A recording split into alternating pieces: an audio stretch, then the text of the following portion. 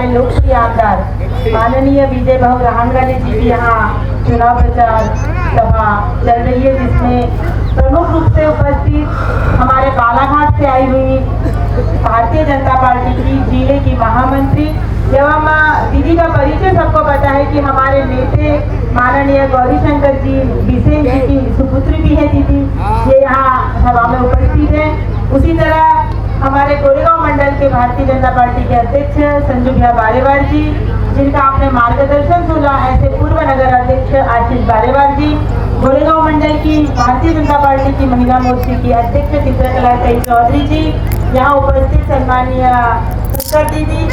शशिभाई फुंडे जी, रानीबाई रहांगले जी, उपस्थित सभी कर्मठ महायुति के पदाधिकारीगण और हमारी आवाज जहाँ तक भी पहुँच रही है, ऐसे सभी इस विधानसभा क्षेत्र के भाग्य विधाता सभी मतदातागण,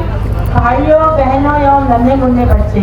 मैं सबसे पहले तो जिनके प्रचार सभा यहाँ चल रही है ऐसे हमारे विजय भाऊ रहांगले जी के लिए 2 लाइन कहना चाहूंगी कि जो पानी से नहाता है वो लिबास बदलता है, जो पानी से नहाता है वो लिबास बदलता है, परंतु जो पसीने से नहाता है वो इतिहास बदलता है, वो इतिहास बदलता है। ऐसे ही पिछले 10 सालों से आप हमारे आमदार साहब, हमारे उम्मीदवार साहब के विकास कार्य इस विधानसभा क्षेत्र में देख रहे हैं। अनगिनत विकास की गंगा मुंबई से हमारे विजय भाऊ जी ने यहाँ तक लाए और जिसका विवरण आपके सामने हमारे आशीष भैया जी ने बताया ही है कि किस तरह से काम हमारे गोरेगांव नगर पंचायत में खींच के लाने का काम हमारे आशीष भैया के माध्यम से और विजय भाऊ रहांगले जी के माध्यम से इस गोरेगांव का विकास हुआ है। हम सब आज स्पेशली मौसम दीदी को सुनने आए हैं, इसलिए मैं संक्षिप्त में थोड़ा सा ही कहना चाहूंगी, विशेषकर हमारे लाडली बहनों के लिए।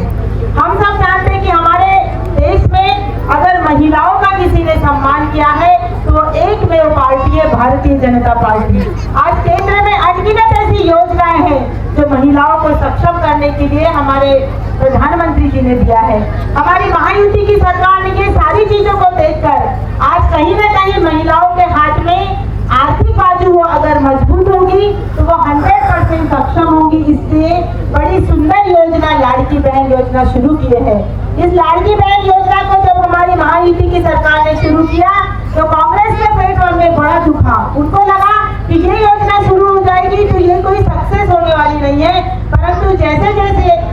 ये योजना सफलता की ओर आते गई, हमारी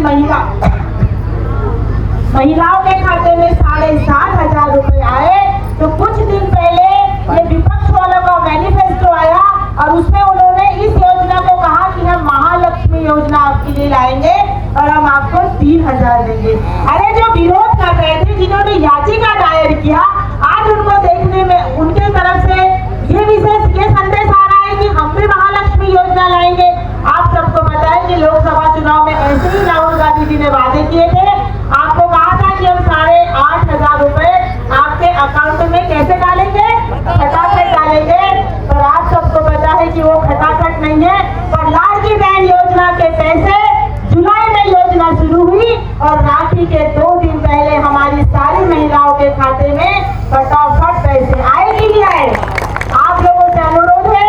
आने वाली बहुत सारी योजनाएं हैं, लेकिन आप सबको पता है, आप सब टीवी देखते हैं, सब मेरे यहाँ के मतदाता लोग सुशिक्षित है। आप सबको पता है कि आने वाली 20 तारीख को हमको कोई भूल नहीं करना है। जैसे जैसे चुनाव समीप आएंगे वैसे वैसे अनगिनत तरीके से आप लोगों के बीच में गलत नेगेटिव फैलाने का ये प्रयास करेंगे। लोकसभा में भी इन्होंने ऐसे ही किया, और आपको सबको बताती हूँ कि इतने सम्मान देने वाली पार्टी, एक विशेष बात कि हमारे यहाँ आप सबको पता है कि महिला विधेयक बिल, ये कांग्रेस की सुप्रीमो सोनिया गांधी थी जिन्होंने 70 साल देश का नाश किया। इन्होंने ये बिल पेश हुआ था पर पारित नहीं किया, और हमारे नरेंद्र भाई मोदी जी ने